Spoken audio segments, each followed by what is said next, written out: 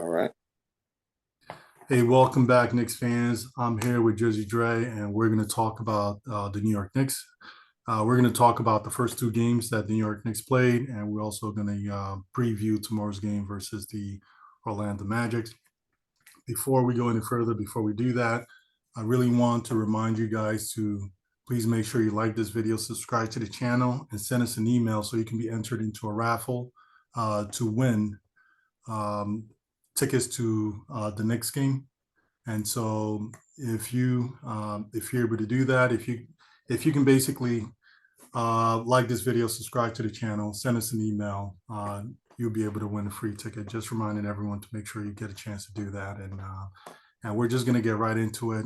And so the New York Knicks, who played our first two games, lost the first one, won the second one, and obviously there's still a lot. It's for me, it doesn't. There's still a lot of questions that still need to be answered because the Pistons are just not a very good team, and so at least they're a young team, and they don't feel like they're very good right now. Maybe it's just because it's early in the season, and they need to get a little more experience. But right now, they just don't look like a very good team to me. So the New York Knicks did blow them out. However, it's just we it just doesn't for me. It just doesn't really say much. And of course, one of the questions we wanted answered was Cam Reddish.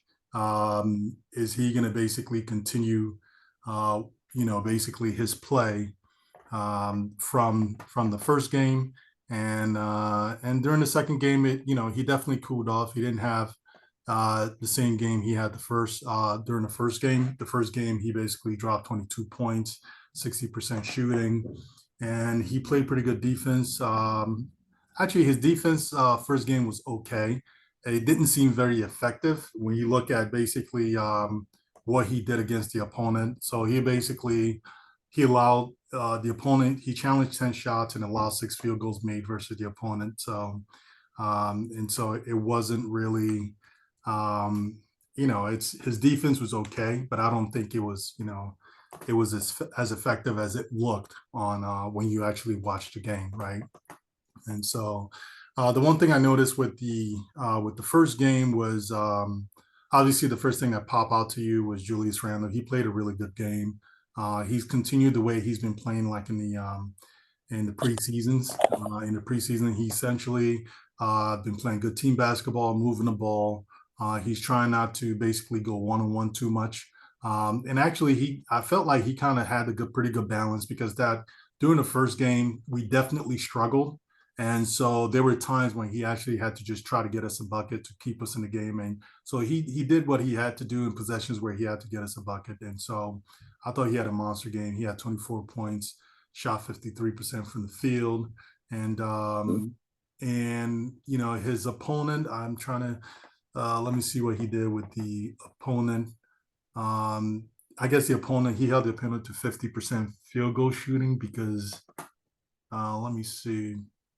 Yeah, he held them to 50% field goal shooting because he was 3% more efficient, and his field goal percent was 53%. Uh, and so, but he just had a monster game, and he also, I think he had like, so he had like 24 points. I think he had like 11 or 12 rebounds, and then like 6 or 7 assists. And so he Right. just really, I'm sorry, 6 assists, and so he really played a great game. Um, Evan Fournier, I mean, he didn't have the first game wasn't really that great, but I felt like he sort of did his job because I think he was 3 of 6 from the 3 point range, from 3 point range. So Uh-huh. he kind of, he's there to kind of stretch the floor to be a 3 point threat. So from the 3 point line, he was pretty good.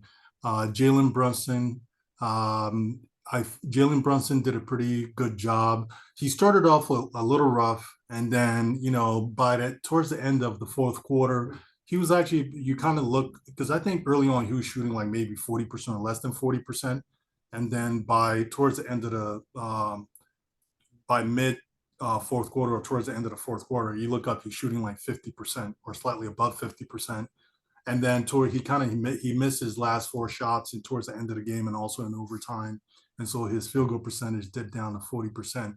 But I thought he played a great game, kind of really helped us kind of get basically chopped down on the lead because the Knicks were down pretty. I think they were down like 19 points in the third quarter, and him and Julius basically they really and also Cam really helped him get the team back in the game. Isaiah Hartenstein was really impressive in the first game. It was very impressive. Did a great job filling in for Mitch. However, I just kind of felt towards the end of the game, although he played great, I kind of felt the coach could have actually went back to Mitch uh, Right. because I it felt like Isaiah towards the end, like they knew who they were dealing with, so they basically they kept attacking him, and so he gave up a couple of 3-point plays to John Moran towards the end of that game. So it was just so I kind of felt like I know the coach wanted to stay with Hartenstein because he was playing great and also he was giving us some offensive punch. Uh, but I kind of felt like towards the end of the game, you really just need defense, someone who can actually do a great job in the paint. I mean, he held the opponent to um, I think he held the opponent to, let me see, yeah, 31% field goal shooting. Okay. And he challenged 26 shots. It was crazy because, but I think part of the problem because uh, the, the Grizzlies, they just attacked the paint relentlessly. They could just kept attacking the paint.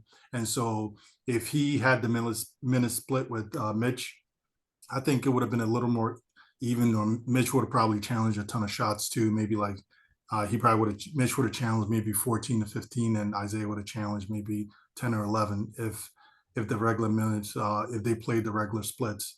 But he played most of the minutes, so he challenged 26 shots. I thought he did a great job. Monster game. But towards the end, I felt the coach should have brought him in. Cam Reddish played great the first game.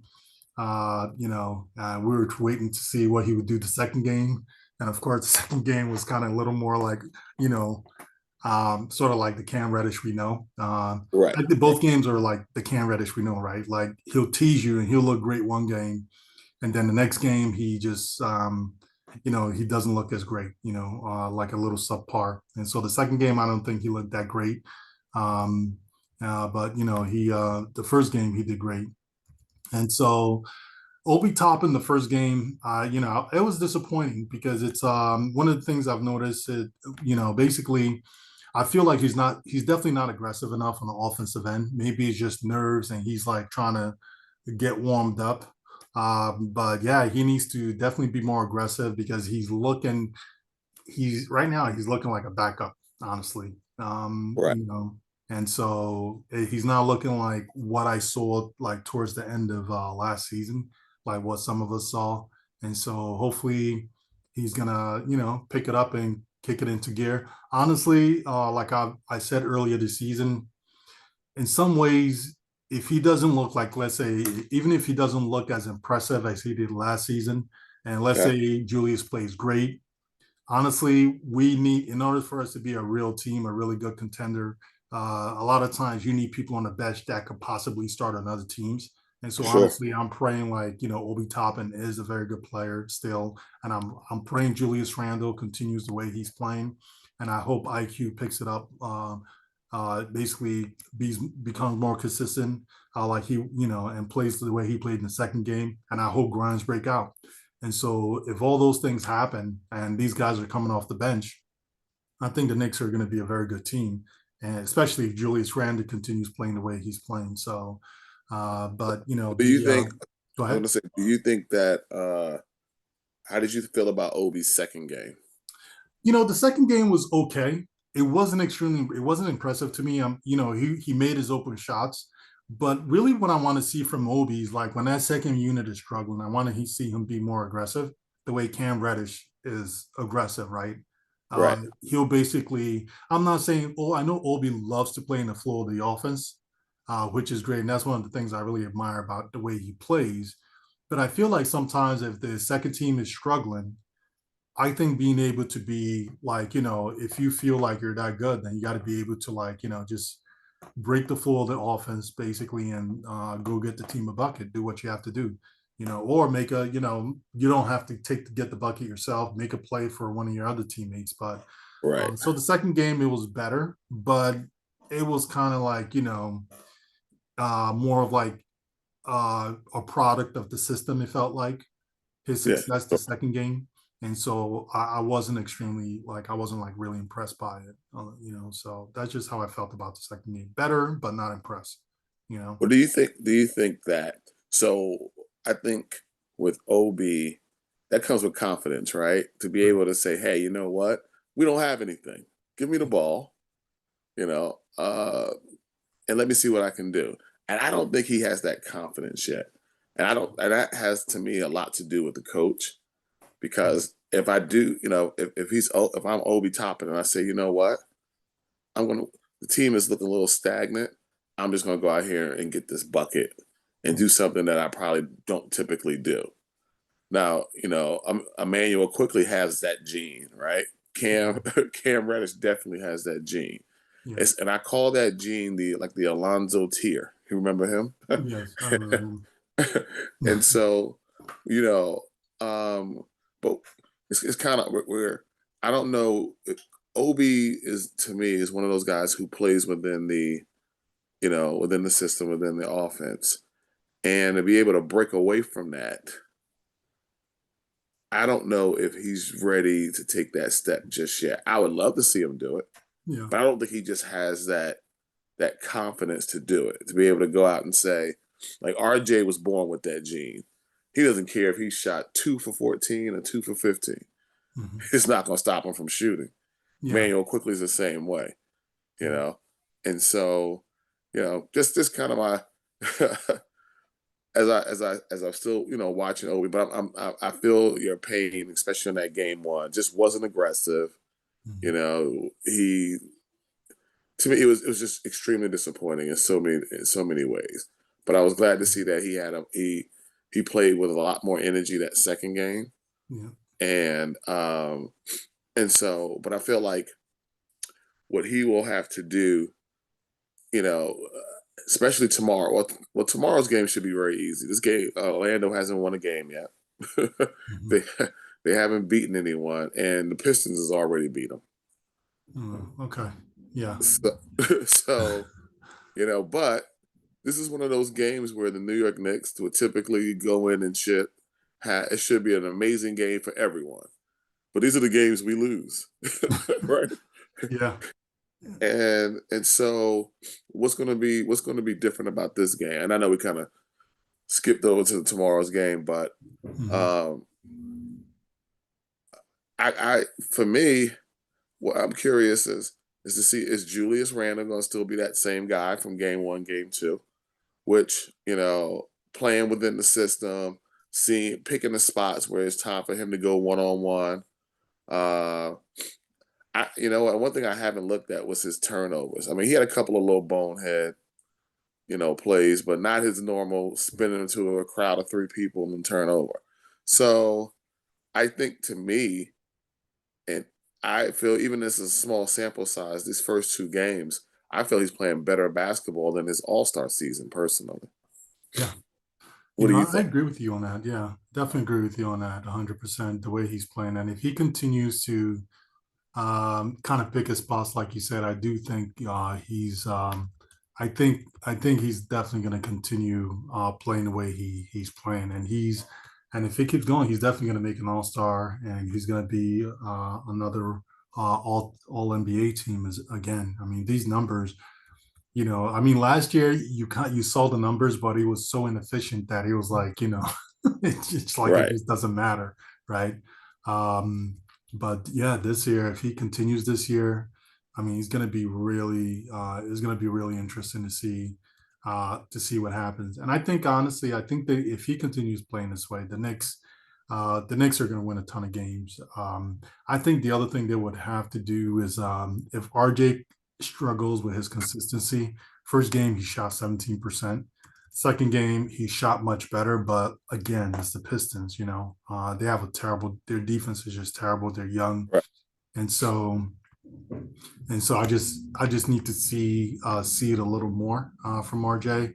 Okay. But they would need to honestly, if he continues to be really inefficient and he's shooting like let's say still shooting like let's say around 40% from the field, like he did last year, 41%. I mean, they're gonna have to scale back the amount of shots he's taken.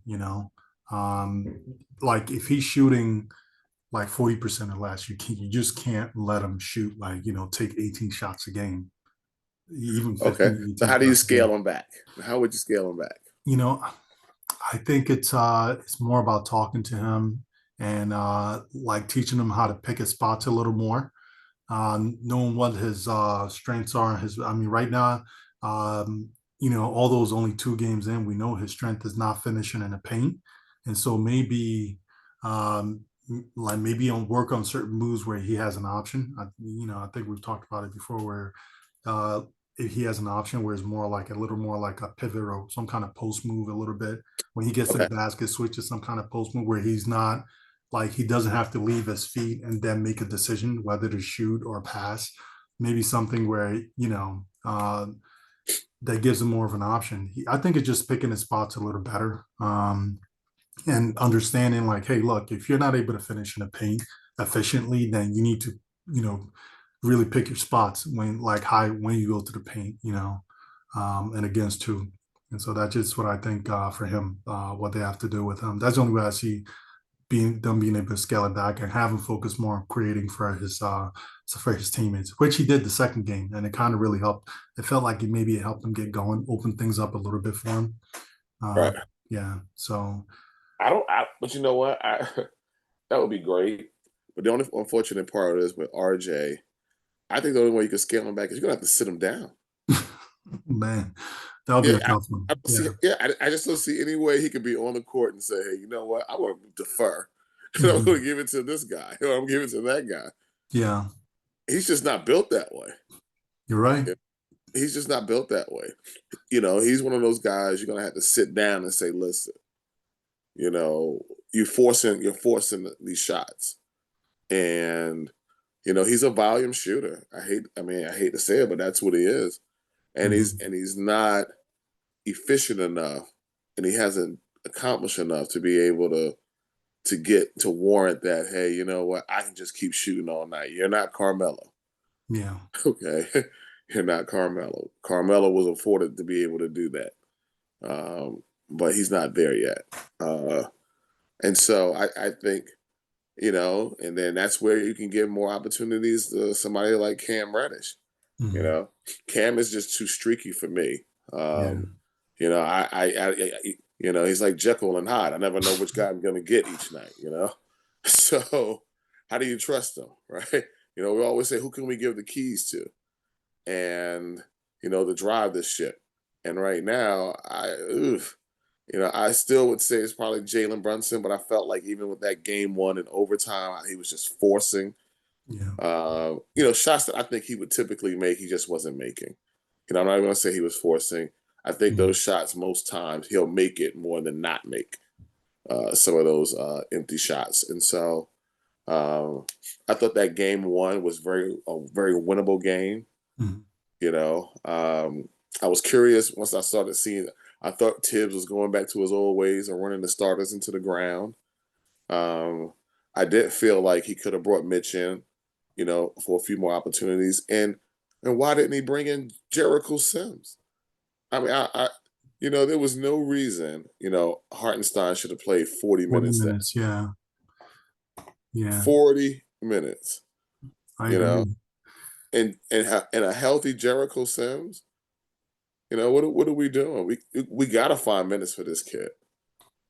You I know, agree with you. I definitely agree with you on that. It's like, and I thought this season that's what they may try that, but we'll kind of have to wait and see because Tip sometimes it's weird, right? He'll see something, right?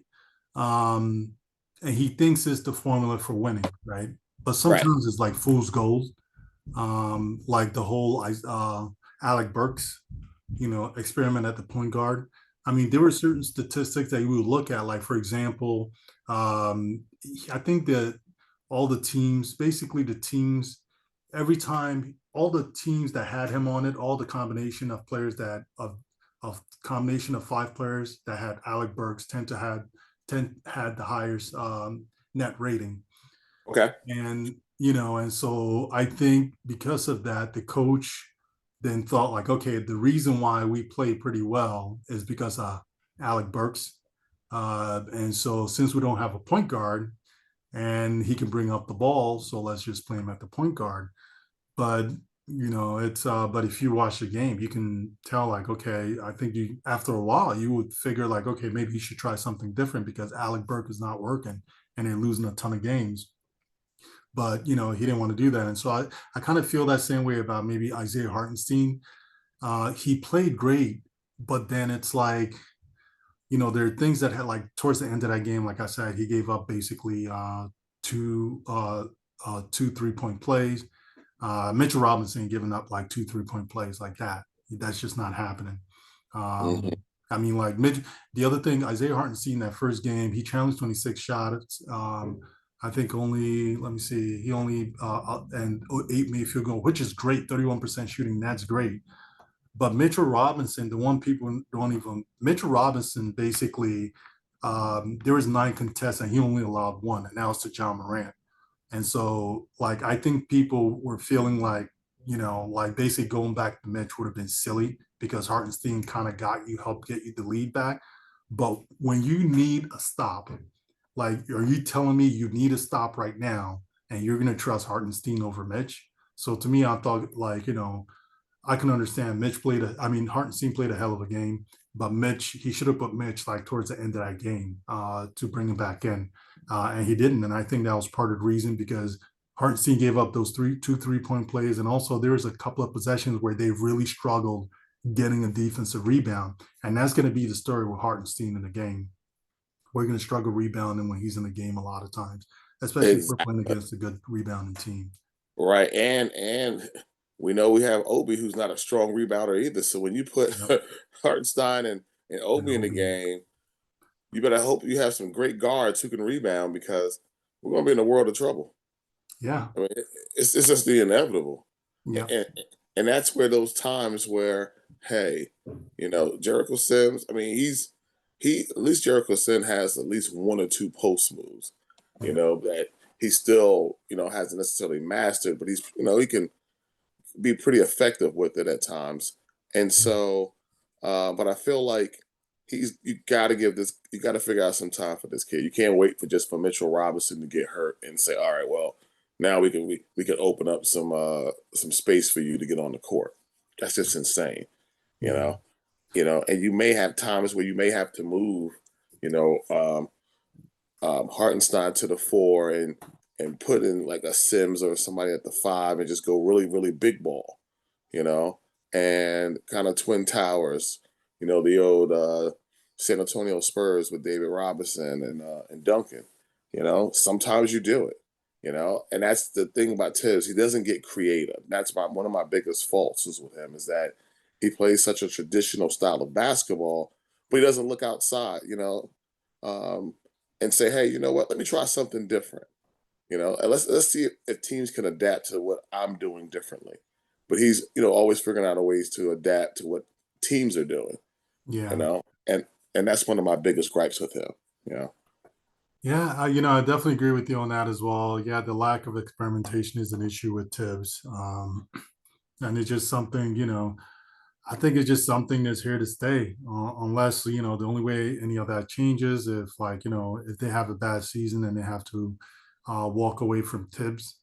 But that's kind of a risky bet, though. I mean, not to change the subject, but like if that happens, that's a risky bet for the front office. Because for me, I'm actually thinking it's more likely that if Tibbs have a bad season, if they have a bad season and they need to get rid of Tibbs, I don't think Dolan allows the front office to come back. I think he'll clean house because I think he would have been like, why didn't you guys get rid of Tibbs?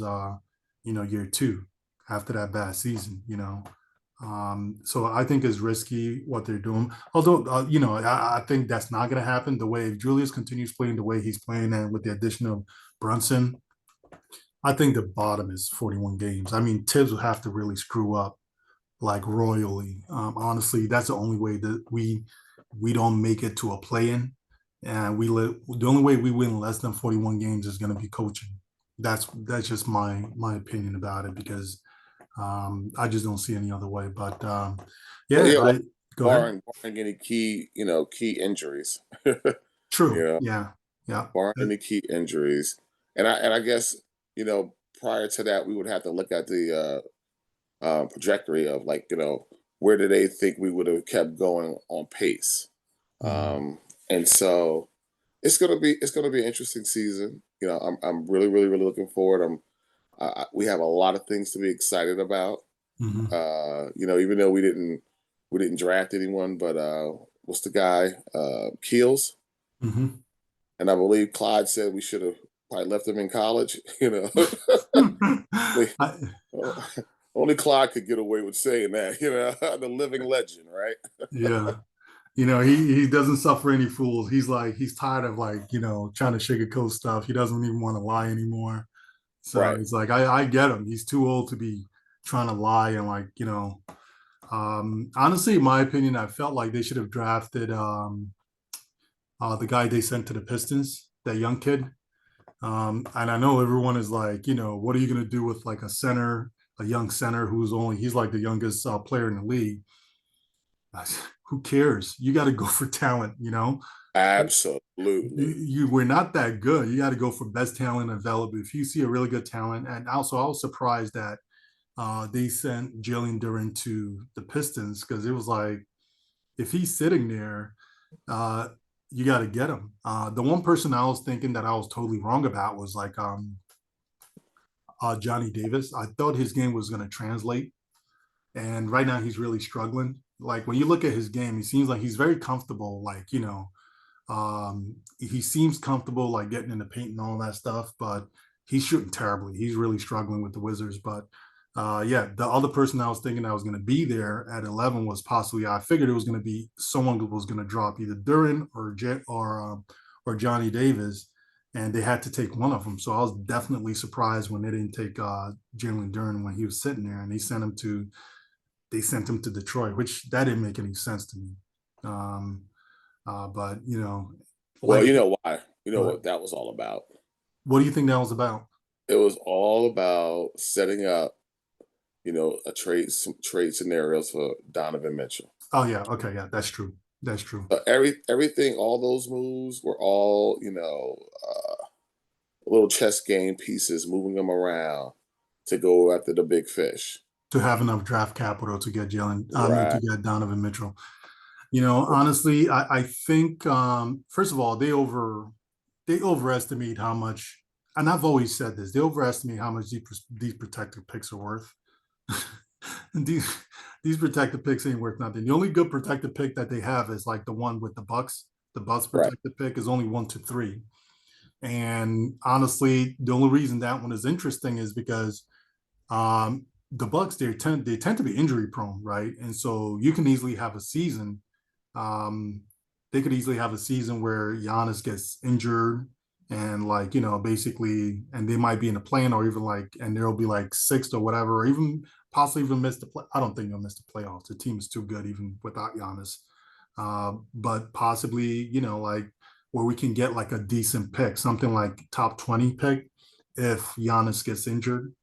And that's the only decent one, but the rest of them just aren't really any good. And so trading him for those protected picks, and I just thought it was, for me, it was just silly because I know like the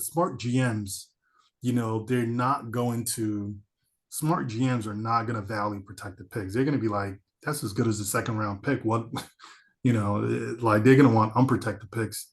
And so I was really frustrated about the draft myself because because that like I said, protected picks are just to me is worthless. Um, Exactly. And yeah, guess who else felt that way? Danny. yeah, it's That's like exactly who felt that way. And yeah, that's why the Donovan Mitchell trade did not occur. and that's the craziest part. It's like you guys are trading with Danny Ainge, and you're telling me you think he's gonna value protected, like he's not gonna care about protected picks. It's like he'll take it from you because he wants to make you as. The other thing they don't realize too is like Danny Ainge wants to make your team as bad as possible, right? Absolutely. In the process, it's not just about getting equal value or more value, getting a premium on the player he's trading. He just wants to make your team really bad, so those picks are really worth something. And so, and You know so, what? I have a question for you. mhm. Has the Knicks ever made a traded one of their own draft picks, and made it protected? I can't think of one trade where we've given up draft picks and we've done that. Oh, that's true. There may be, we may have to do some research, but Yeah, I just can't think of not one single trade we've ever done that with no management. I can't think of any particular management that has occurred. I know. But we're always like accepting protected picks because we're always trading from a position of weakness. You know, Exactly. it's like the same thing with that, like that whole thing with Kemba Walker when they give up a first round pick to get rid of Kemba Walker for.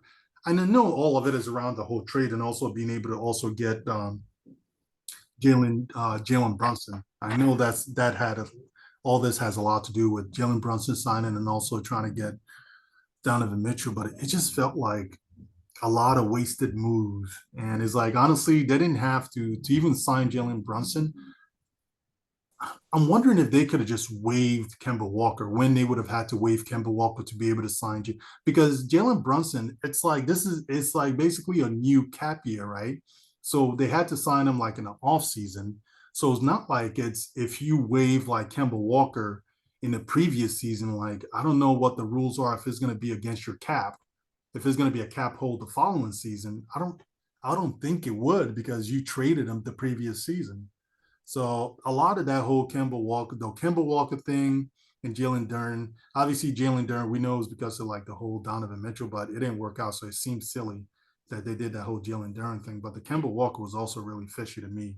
Didn't make a lot of sense. They did a lot of stuff that was didn't make a lot of sense. And they think they're being cute and they think they're being extra smart. That strategic team with Brock Aller. I'm really not impressed with that group, in my opinion. I'm very because they're the ones supposedly that brought in Kemba Walker and Evan Fournier. It was their idea, and it's like, and they thought the Knicks were a playoff team, and thought the way to get to the next round of playoffs was to bring those two players. And I'm like, what were they looking at Right. in the stats? And that's all they do. They're like heavy on like statistical analysis, and that's what you decided to do. And it's like it just didn't make any sense. But I think that's what happens a lot because also the previous year, remember, um, because they wanted to get Evan Fournier, they gave up Bullock. They didn't want to guarantee. Was it they didn't want to guarantee a second or third year to Bullock? I think it was like they didn't want to guarantee a second or third year on Third year. $33 million, 3 year, 33 million. I'm like, what kind of silliness is that? You don't want to guarantee a third year for Bullock on 3 on 33. He's a like it's hard to find good real 3 and D players, and you had one in your pocket and you just let it walk because you wanted Evan Fournier that bad. So it was like it didn't make a lot of sense. So I'm not impressed with that whole group. But No, I get it. No, I totally get it. yeah, We made quite a bit of blunders, and we really need to find some diamond in the ruts through the draft picks. But mhm, we're not gonna talk about draft right now. We're not gonna get too deep into draft.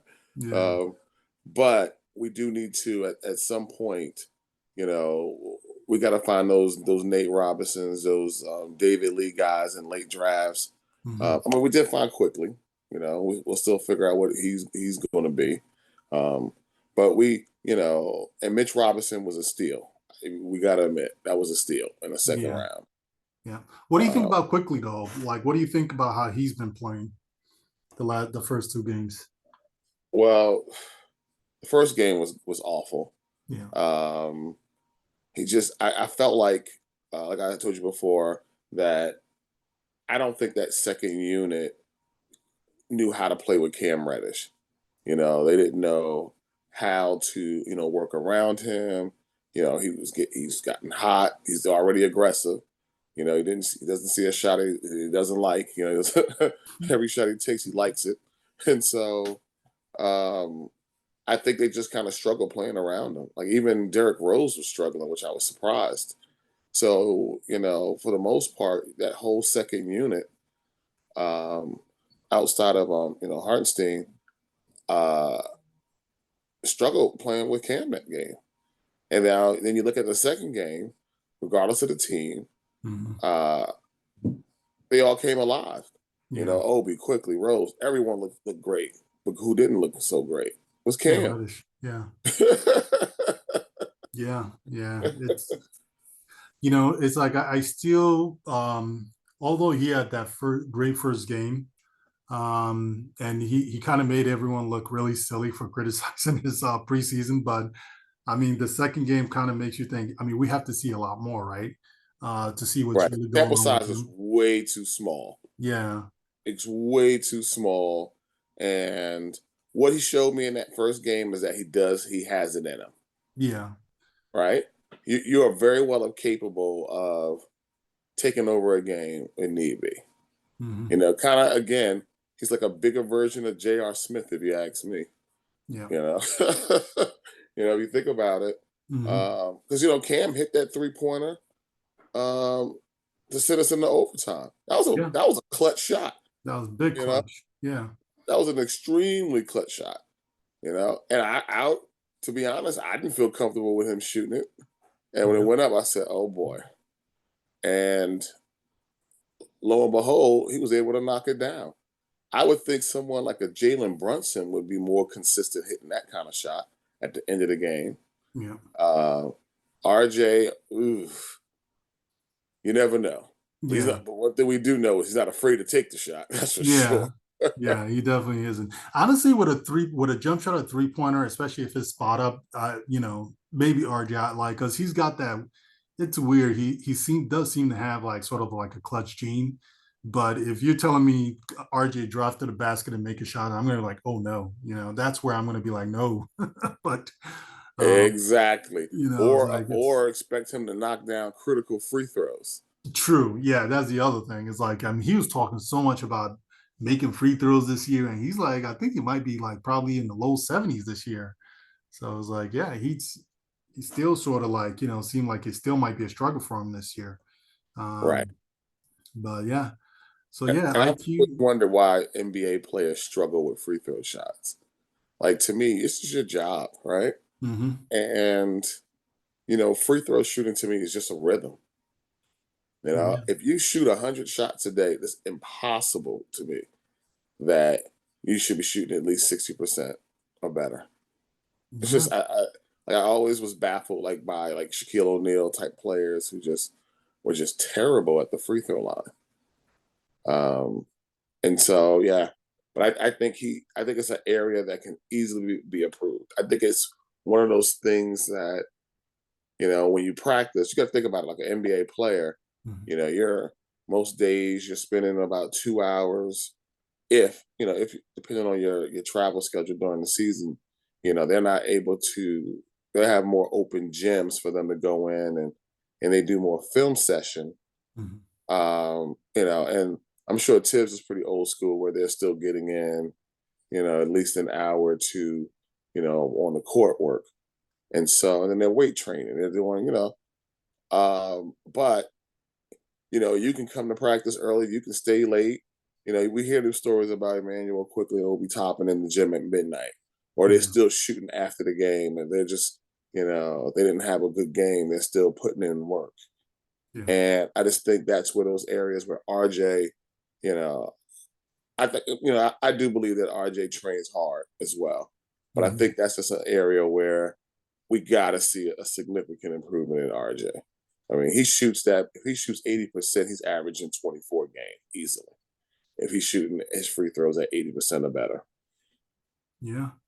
I agree. I definitely agree with you on that as well. If he just improves his free throw, he's gonna average 20 points easy on like I think this year. I don't know if he's gonna he could get to 24, but he just has to be more efficient. If he gets to 20, if he wants to get to 24%, he just gotta be efficient and he needs to hit free throws. I mean, that's just the thing with RJ.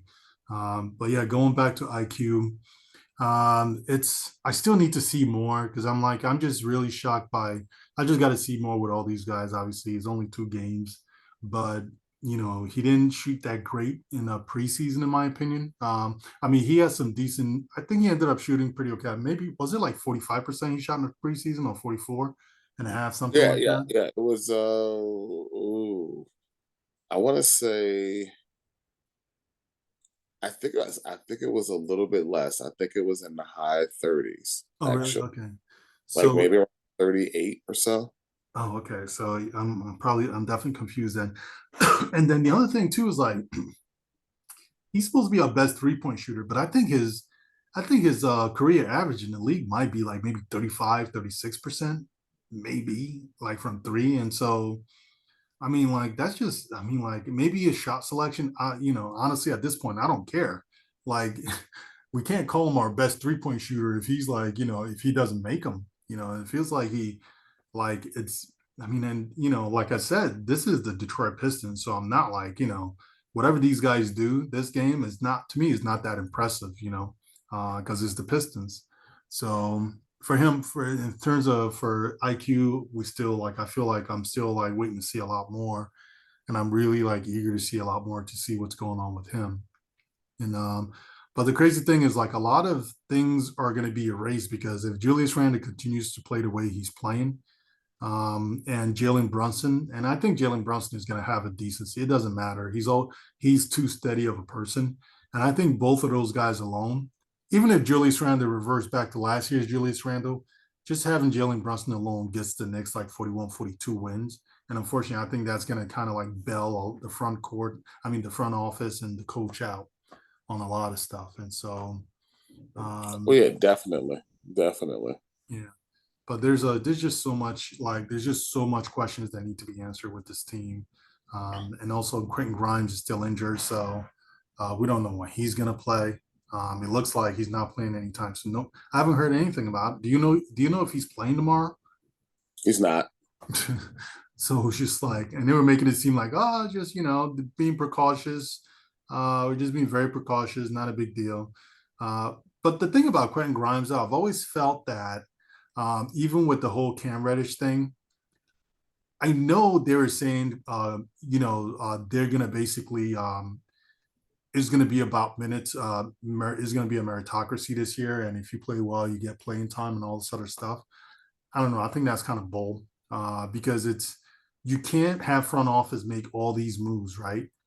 And then like you have the moves expire, like Cam Reddish. So I think even when Quentin Grimes comes back, I have a feeling they're still going to play Cam Reddish because they need to figure out they need to either because they gave up picks for him, right? So they either got to trade him or and get something of value back for him. They don't want to. It looks bad when you basically you traded your first round pick in Kevin Knox. Granted, Kevin Knox, we weren't able to develop him, but you also gave up a protective first for it, although that's sort of worthless. Um, but still, it's just like you got to figure something. You got to figure out. You can't just have like not know what you have in the guy and then just let him just walk for nothing. And so they've done that in the past with some of these players, and I think it's just bad business. And you can't continue doing things like that. And so, Well, but I think that's why I feel like Cam Reddish.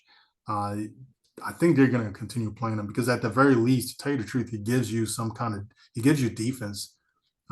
He's not always very consistent, but he's just a naturally good defender, It's so, but well, I with, think, I think, go I ahead. think ultimately Cam will get traded this year. Yeah. Like I just can't imagine the Knicks re-signing him, Hmm. and like you said, letting him walk for nothing. Yeah. And so, but the problem is, as we both know, is that the front office and Tibbs are not on one accord. Yep. So if it's like, hey, this is going to be potential trade bait, let's get him as much playing time as possible. But Yeah. that's not what Tibbs are going to do. Once Grimes comes back, you better believe Cam's numbers are going to significantly drop. Yeah. And so, uh, unless he, is going to take minutes from Obi, because I don't see where else his minutes is going to come in at, especially if Derrick Rose is still healthy. Now, if Derrick Rose is not healthy and quickly is playing primarily backup, one, then that'll open up a spot at the two. Hmm. you know. But now here's something that I read actually today is that Cam Reddish has been practicing with the first team. Hmm. So is that are we going to see a different lineup tomorrow? I don't know if that happens tomorrow, but I think they're gonna like. So the one of the reasons I was talking about this whole Cam Reddish thing is like, and I've said it earlier too this year. They can be patient with Grimes. I know people are like, I hope Grimes like is the real deal, right? And I hope he balls out and he's like give us what we need at the two guard. But honestly, like you can be patient with Grimes. You just drafted him last year. You got a bunch of other players you need to trade or make a decision. You got to make a decision about. And so that's why I always felt like, and then also if to tell you the truth, given his performance last year, Grimes just didn't give you enough production. Honestly, to tell you the truth, you look at the numbers, Cam Reddish last year gave them more productions than Grimes did. If you look at it by per game averages, and Grimes was getting more minutes than Cam Reddish was. Cam Reddish was playing like if you look at the defensive percentages, effective defensive field goal percentage, Right. Cam Reddish was more effective than like Grimes was. And then you also look at like scoring, Cam Reddish was more effective than in terms of putting the ball in a hole. He was more effective, more productive than Grimes. And so if he's basically more like if he's winning his matchups, right? Hmm. And basically winning his matchups every game he's out in the court or like even. And Grimes like basically I think Grimes was basically I think he allowed 40 more field goals than his opponents did and was less efficient than his opponents. I mean, that's basically you're losing your matchup usually every game. That's pretty much what it comes out to. And I think that issue is because he's just not aggressive enough. He's not. So I think with Grimes, I think they're just going to be patient with him. And I think they have to figure out Cam Reddish or trade him. And I know it sounds like Tibbs is not going to do anything like that, but Tibbs is looking stressed this year. And so Tibbs, I think he can't have another bad season. So he's in a hot seat. And so he's gonna have to play some ball with the front office a little bit. So there's gonna have to be some give and take. The front office, they need to make their decisions.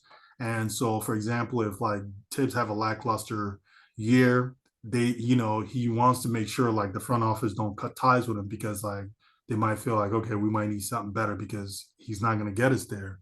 And so I think it's all, they're all going to have to, they're all compromising and Tibbs are going to, this is going to be his compromise. And I think that's why we're hearing stuff like Cam is practicing with the first team because, it's just, they're going to be patient with Grimes because they need to figure out what to do with Cam. Yeah, I agree. I agree too. I think, we got plenty of time for Grimes to develop. I don't think that there is a need to force him to come back. Like I just don't and I know I'll probably get some booze over this, but I just don't feel like Grimes is that differentiator. I think he's a good player. And Mm-hmm. I hope that wasn't the reason why we didn't get Donovan Mitchell. Like uh us not trading him. Somebody who's injury prone and Mm-hmm. we still don't know what we have. You Yeah.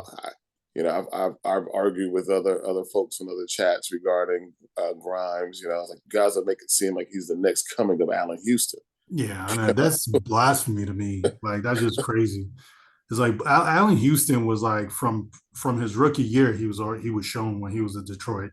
Yeah, It's like it's kind of crazy to compare both players, but I agree with you. It's like just given the track record, like I do hope he's really that guy, like people are claiming. But just the track record, you give the way he played last year, he's just not that guy. I don't know what people are seeing. And then like I don't think I know nobody's in the front office, but there's no way. You look at those statistics, there's no way they were like, oh, we're not gonna get we're not putting Grimes in a trade for Donovan Mitchell.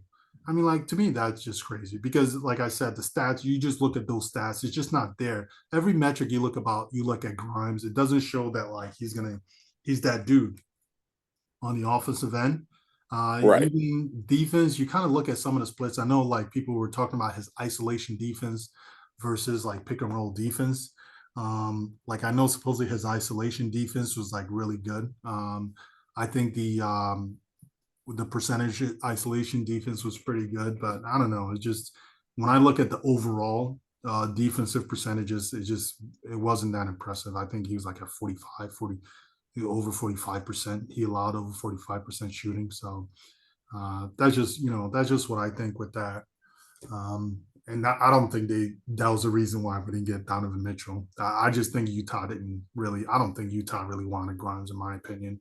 And people that think he did, they did. I think it's kind of. I feel it's kind of silly. You know, I think they would have given up just about anyone on this team to get Donovan Mitchell. Yeah, I think exactly. I yeah, can't see them saying, "Oh no, this is a deal breaker." yeah, You know, I think they would have given up anyone yeah, named not Jalen Brunson. Anyone? yeah. The only honestly, I think the only thing they were doing that people are not paying attention to is like they value their players, right? I think all the smart front offices you got to value your players. You got to figure out, in terms of how much are your players worth. In terms of like, if you had to trade your player for draft picks, right? How much draft picks will you get for each of your players? And if you tell the truth, like honestly, being objective about it. So you look at RJ. RJ is going to fetch you at least one unprotected pick, right? Because Easily, yeah, easily, and easily. honestly, you look at Obi Toppin, like Obi Toppin can possibly fetch you. I think can fetch you an unprotected pick as well because there's a lot of like intrigue there, right? He's definitely very athletic, right? And he's Right. like you look at just his numbers, the efficiency. There's something there. So Obi, depending on the team, can fetch you a first round pick. I'm not saying they will basically. I'm not saying they will trade like a. If you look like you're going to be a top three lottery pick, you're not going to trade that top three lottery pick for Obi, but Right. definitely a Utah, like, or let's say, uh, if you're the Knicks, I mean, like, yeah, you would, depending on the team, there's a lot of teams that would basically give up a first round pick for Obi Toppins, an unprotected first. And so I Yeah. think that's where in like, because if you, I did the analysis looking at all the plays, PIE, um, basically players that were traded. I looked at their PIE versus how many protected or unprotected picks their teams received for them. Okay. Um, it's like, and it kind of tracked, right? Obi Toppin should get you one unprotected pick. RJ is one unprotected pick, and so that's where the issue was. And of course, Utah, like Danny Ainge, just wants to like just kind of rake you over the coal, and Right. he wants you to give up like RJ Barrett, like wants you to value RJ Barrett as like an unprotected pick. I mean, as a protected pick, and you would be silly if you basically undervalue your players in that situation. I think that's the biggest reason why we didn't get those players, get Donovan Mitchell. It's more of like how do you value your players that you're sending over, and so that was the biggest thing. They want us to think our players are not valuable, Right. and so because of that, they're like, okay, you give us like Obi, RJ, and you also give us three unprotected picks. But that's equivalent of giving up like five unprotected picks. That's pretty much what you're doing.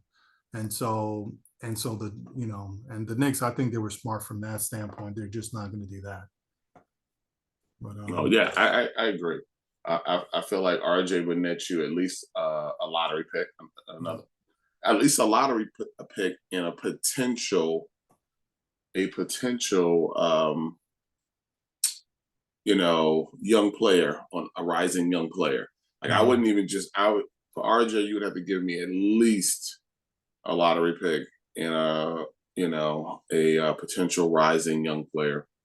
And I think with Obi, I would say a mid range first rounder, yeah, somewhere in that 15 to 25 span. You yeah, know, uh, I mean, but yeah, that would be. I wouldn't take anything less for that. And so, um, but it's gonna be truly interesting to see. You know, should we've made that trade or not? I mean, Cleveland. I just think Cleveland was a better fit. I do. I feel like Cleveland had what it takes. They was able to sacrifice the players that they did, yeah, players that they weren't even utilizing, to be yeah, honest. yeah, And that's what I mean. That's what that's the goal, right? To be able to find players on your team that you're not utilizing and trade them away and get something of value. You yeah, know, yeah. Yeah, that's the thing is like they had two players that they didn't like, that they've been trying to trade marketing and and that guard, I can't remember his name. They've been trying to trade both of them for over a year now. And so Mm-hmm. it just so happened that, like you said, they have the two players that they didn't Kyle want. Sexton. Yeah. Yep. Mm-hmm. And they have the two players that didn't want, and they were just willing to give them up, in that trade. And plus, like, what did they give? I think they gave them up in three unprotected pick or two. I don't know. I think it was two unprotected, right? And then a I think it bunch of was some, three. I three think unprotected, and then some swaps. And so yeah, yeah. they can afford to do that. And for them, it's actually a pretty good trade for for Utah too, because like Cleveland is pretty injury prone, and so one of those, I mean, like they could, I mean, like it's not going to take very much for like Garland and that young big man they have to be injured, and then for them to have like a lackluster year, or even to have all three players being injured, like all three of them tend to be injury prone. If you like all the players that they like a lot, all the big three basically. So I thought actually it was just it was a better trade for Utah, to tell you the truth. It was a better trade for them. So and so they have to go for it. But going to the Magic game. So the Magic, yeah, they're obviously they're a young team. They're struggling. They're not very good. Like Right. what do you foresee this game? The Knicks playing against the Magic. Well, what do you think the X factor? Who do you think the X factors are going to be on both sides? I think Jalen Brunson. I think they're going to have a difficult time trying to guard him. Mhm. Um, Now, is the game at home or are we playing in Orlando? Actually, I'm not sure. I think it's at home, actually. Yeah, yeah. The game. Okay, the game is at home, and Mhm. so I just I don't know who. What is this guy? The oh, is it? I'm not going to ready to butcher his last name from Orlando. Is it Ben Achero? Bonchero. Achero, yes. Yeah. He is going to be a good player. That's going to be. He's going to be one of those guys that you're going to look at and be like, wow, Hmm. wow. Um, but I feel like they're just too young of a team. This is where, as long as here's a big problem with the Knicks. The Knicks will play up to their competition or they'll play down to their competition. If the Knicks decide to play down to Orlando, then the Knicks will lose this game. Yeah. You know, if they go out there and just think, oh, well, I don't have to put in a whole lot of effort. It's Orlando. We'll just keep the game close enough and then pull away. In the last 5 minutes of the fourth quarter. That's not going to work. Orlando was beating us, I think, maybe two times last year. One of the Yeah. worst teams in the league. Yeah. And because we did exactly what I just said, we played down. And so um, now I want to see if we're going to be able to. We talk about, can the Knicks win the games they're supposed to win, right? Yeah. These are those games that we're just supposed to win. We weren't supposed to beat Memphis in Memphis, right? But hell, Hmm. we gave them as much hell as we could, right? And had a shot at winning, had a clear shot at winning and stealing that game. And so I think I think the Knicks will win this game. It's at home. There's no way. I think there's no way the Knicks are going to lose this game tomorrow. I just can't imagine. I'm thinking as I'm sitting here thinking over it. I'm like, there's no way. There is no way tomorrow this is going to happen. But I do feel like you're going to see a good game from Jalen Brunson. I feel like you're going to. I'm not sure who on the bench is going to uh, have a standout game, but it'll be interesting because now we're game three, Hmm. of our small sample size. But is Cam for real? Right? Yeah. Is Obi and quickly going through a slump? Where are we at? A quick evaluation. I think we'll learn about our bench tomorrow. Is Derrick Rose here to stay for at least 15 minutes a game? Yeah. A lot of questions I have. Yeah. It's like You- I honestly that's what I'm really hoping as well. Like especially with Derrick Rose, I'm really honestly for me, Derrick Rose, I really want to see the coach. I don't want to see him playing more than 15 minutes a game.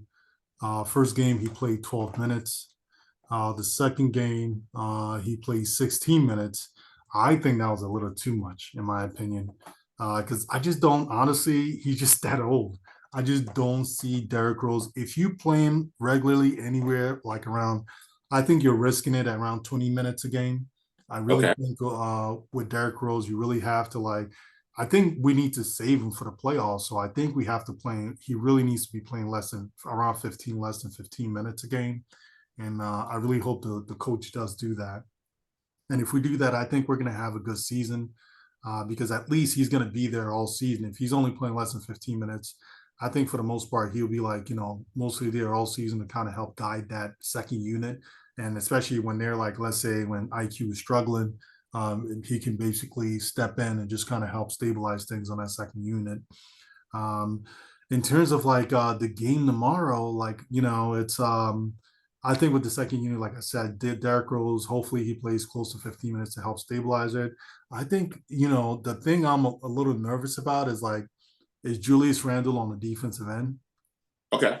Sometimes, right, when he's playing against when he's playing against a very talented player, he plays scared on the defensive end. Mhm. He never puts in the effort he should because I feel like sometimes he doesn't want to he's acting like he doesn't want to get embarrassed. And I'm kind of hoping that's gone. I saw some of that last year. And so I'm hoping that that doesn't happen this year. And I hope he takes the matchup seriously because if he doesn't, oh my goodness, I think, it could be some issues for us. But I don't think we lose the game because of at least we have like Jalen Brunson. I think that having Jalen Brunson definitely it's going to help us kind of like help us get through this game. And but I'm just hoping like a lot of it is dependent on like Julius Randle really just stepping up because if he doesn't play the way he's supposed to, Paulo Benchera is going to have like a monster night at the Garden tomorrow. Oh yeah. I mean, So this kid is what is he? His first three games, he's what 27 points, 9 rebounds, 5 assists, 2 blocks, shooting 61% from the field. yeah, 20-point games, 12 rebounds, 3 blocks. Next yeah, game, 23 points, 5 rebounds, 3 assists, 2 3-pointers. This guy's a monster. yeah, he And is. you know, and so wow, you know, when does the Knicks finally get their player? That's what I when does that ever happen that we get that one draft pick that we can start building around, But yeah, one day. One day. Yeah, I mean, honestly, it just feels like, honestly, even when we do get him, it's not like we, it's not like we actually build properly around them or even like, develop them properly. That's true. Like you look at, honestly, you look at RJ. RJ has pretty good tools as a player. He's a good playmaker. Um, he should be a star, although it's like, but I don't know. I don't think it's Tibbs. I think it's kind of like it's just a mal. I think it's like sort of like a glitch in RJ's game that he's just not. He's just right now. He's just not able to finish at the rim, and so Mhm. it's just a glitch in his game. And so I can't really blame RJ on the Knicks. I don't know if I can. Um, but you look at like Obi. I mean, look, Kevin Knox. I'm not saying Kevin Knox would have been an All Star, but how do you like? You should not have to trade. You should not basically have to give away picks to trade your number 9 pick. From a few years ago. If anything, especially those years when we really suck. Especially like his second year when Fizdale he was basically coaching for his life and he decided to bench Kevin Knox. Um, you know, in some ways, I think that probably is what got him fired. Because sometimes if you're if you're losing games and you're not playing the young kids, they're not going to keep you around. But you can at least say like, okay, look, I'm focused on developing the youth, and at least that's a little bit of an excuse. But um, if you're not doing either one, you're going to get fired anyway. But I think it's just they've struggled developing a lot of their players. You look at Nilakina, Ntilikina, I don't think. Look, I mean, he had his issues, but he's not as bad as people made him seem like he was. It was just the Knicks just never developed their players. They always like, they just don't like some of their players for whatever reason, and they'll if they don't like you, they'll just stick you on the bench for whatever reason. Because honestly, players that play well in the NBA that develop, teams basically invest in them, invest the time in them. They have to invest in the time in them for the players to be halfway decent, for you to get Right. something out of them. And the Knicks they just don't do that. They draft players and they just never try to even like develop them. I'm Well, you not know what saying the they'll be all problem. stars, but you got to get something for them when you trade them. Well, the problem, and I agree wholeheartedly on that. The problem is that the Knicks, because they have been playing so bad for so many years, is that we expect every draft pick to be the savior, Mm-hmm. right?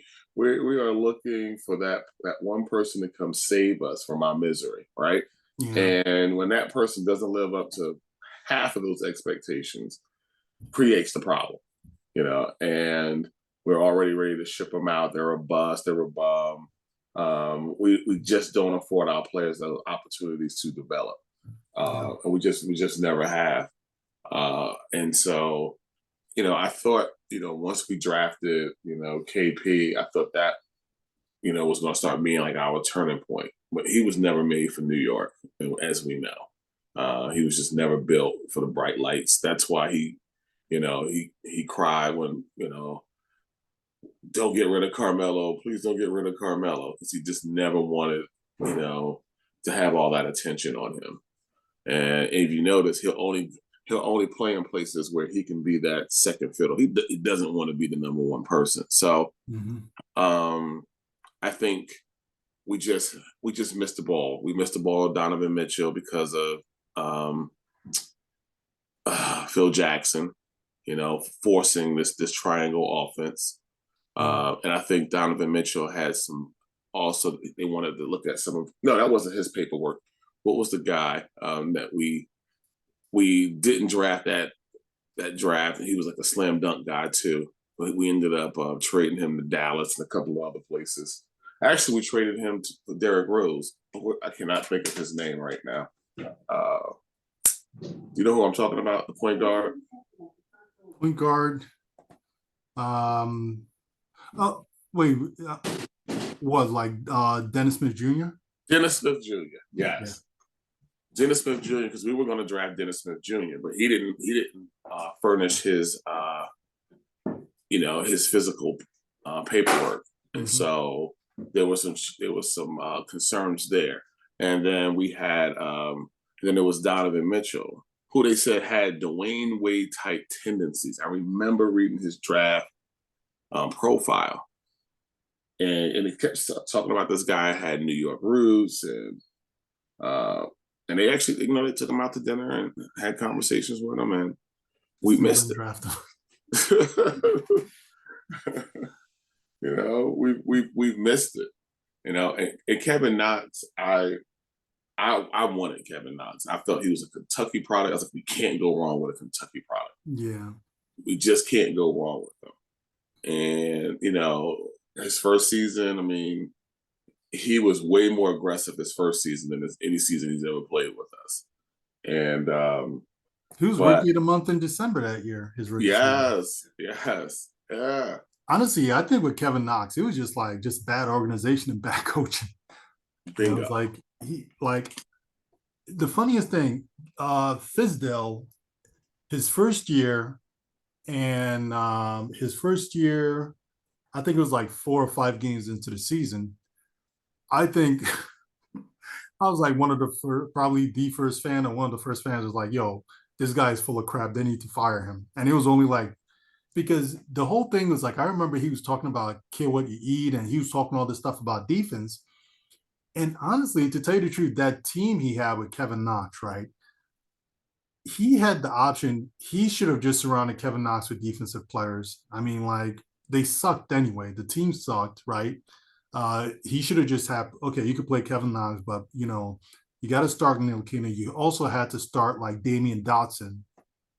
Basically, he didn't. If you wanted to win ball games, you had to try to win ugly. We wouldn't. We still would have sucked, right? We wouldn't have won a Right. lot of games, But if you wanted to like instill a certain kind of like mentality or culture, you would have played, honestly, you would have played Damian Dotson and you would have played Franklin Ntilikina, because who else were you going to play? But he wanted to win pretty. I know he wanted to lose pretty, right? Rather than like, lose some ugly games and maybe win a few ugly games. But you lose a ton of games and still look pretty. So he went and he wanted to play like Alonzo Trier. There's a ton of other players. I can't remember who else he was playing, but it just like his lineups were just like, I felt like it was nonsense. He wasn't playing the lineup that was given the best chance to win. And they were all young anyway. And so it just didn't make a lot of sense to me. But I think I was like, I remember I was like, started terming him, calling him like a snake oil salesman um, on like the chats online. Uh, Oh yeah. Oh but yeah. I think he was one of the reasons why, if you had like, let's say, honestly, if you had like a tips type coach, Knox's first season, I think Knox would have been a little different. And I definitely think, I'm not saying he would have been an all-star, but you definitely would have been able to get something for Knox. That's just what I think. You would have been able to get something for Knox, instead of like basically giving away a pick just to giving away a protected first just to trade him. So I think Knox was just bad organization and bad coaching. That's pretty much what it was. Because I did want Knox too, actually, because he kind of had all the tools, could go off the dribble, had a nice looking shot. And I watched a few of the Kentucky games, like when they were in a NCAA tournament. Even like before the tournament, I watched a few of their games, and like there were things I liked about him. Like a lot towards the end of the season, they would just go to him, and and he would get buckets for them. I mean, mostly it was like mostly jump shots. He would like get in a triple threat and shoot over the defender for the most part. But there were things I liked about him. So I kind of felt like a lot of it was, obviously his personality too with Kevin Knox. You need to kind of have that, you know, um, you know, have it in you to work hard. But then again, sometimes it's I think it's, if you like, these are 18-year-olds, so if you have the right kind of coach, you can make some of these 18-year-olds do whatever you want. They're 18, you know. It's like, how would Right. they know any different? And so a lot of times you kind of have to ask yourself, so these kids their whole life, so it's not like they walk out of bed and just get into the NBA. Kevin Knox didn't walk out of bed and make it into the NBA. He had to put in a lot of work to become a number 9 pick. And so you're telling me like they just decide to, they make it to the NBA, and I was like, they decided to just mail it in. If you don't guide them, yeah, that's what they'll do. But if you actually have a good coach and who keeps these kids accountable, I think you're gonna get more good players than you will get bad players. So that's just what I thought with Kevin Knox in that situation. But yeah, just going back to the game, it's so yeah, it's going to be an interesting game. It is the kind of game we normally would lose, but I think hopefully we pull it out because we have Jalen Brunson. Is there anything else you wanted to add about tomorrow's game? You wanted to say about tomorrow's game? No, I think we kind of we covered it all. I'm looking forward to see how uh, Jalen Brunson matches up with Cole Anthony. Um, Jalen Suggs, he hasn't really been having a great beginning season, and we're going to see how we handle.